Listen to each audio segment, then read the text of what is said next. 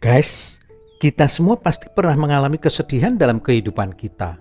Namun berbeda dengan depresi yang akan mempengaruhi suasana hati serta cara berpikir lu secara negatif. Kesedihan dapat bertahan lama dan bahkan bisa mengganggu aktivitas sehari-hari. Depresi adalah masalah serius yang memicu pikiran negatif dalam jangka waktu panjang. Dari literatur yang aku baca, ada berbagai jenis depresi. Depresi mayor. Jenis depresi ini juga kerap disebut depresi berat, menyebabkan penderita merasakan kesedihan dan kehilangan minat yang pernah disukainya dalam jangka waktu yang panjang. Penderita depresi mayor kerap mengalami kehilangan energi walaupun sudah beristirahat. Selain itu, seseorang dengan jenis depresi ini sering membuat kemarahan meledak dan mudah tersinggung. Distimia adalah jenis gangguan depresi yang secara terus-menerus mempengaruhi seseorang selama bertahun-tahun dan mengganggu kualitas kehidupan mereka. Penderita distimia sulit menemukan kesenangan, bahkan ketika mereka berada di dalam suasana bahagia sekalipun. Gejala distimia bisa datang dan pergi.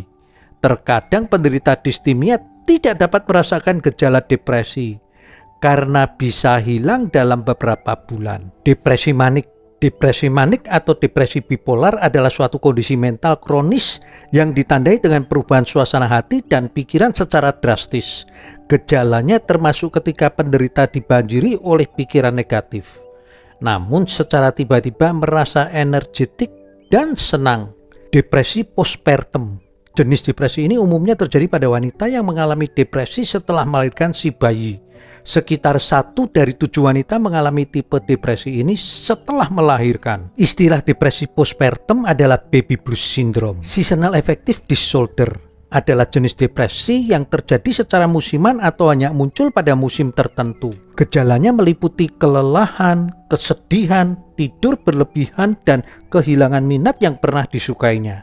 Depresi psikotik. Seiring berjalannya waktu, depresi dapat memperburuk dan mengganggu kualitas kehidupan Anda. Sekitar 20% penderita depresi mengembangkan gejala yang terkait psikotik atau halusinasi. Premenstrual dysphoric disorder atau PMDD. Tipe ini cenderung menyerang wanita yang sedang menstruasi.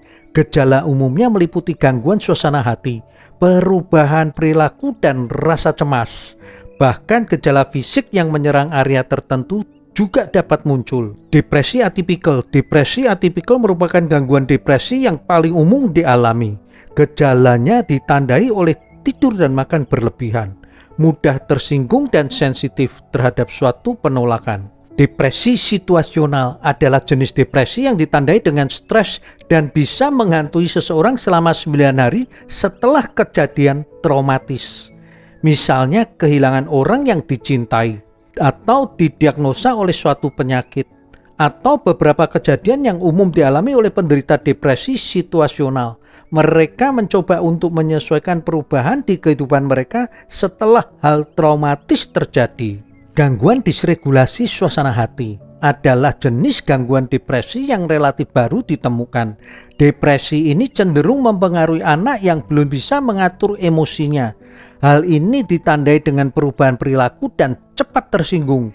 Depresi bukan sekedar perasaan sedih, men. Depresi merupakan kondisi serius yang memerlukan penanganan yang tepat. Apabila Anda mengalami depresi, sangat penting untuk mencari bantuan profesional.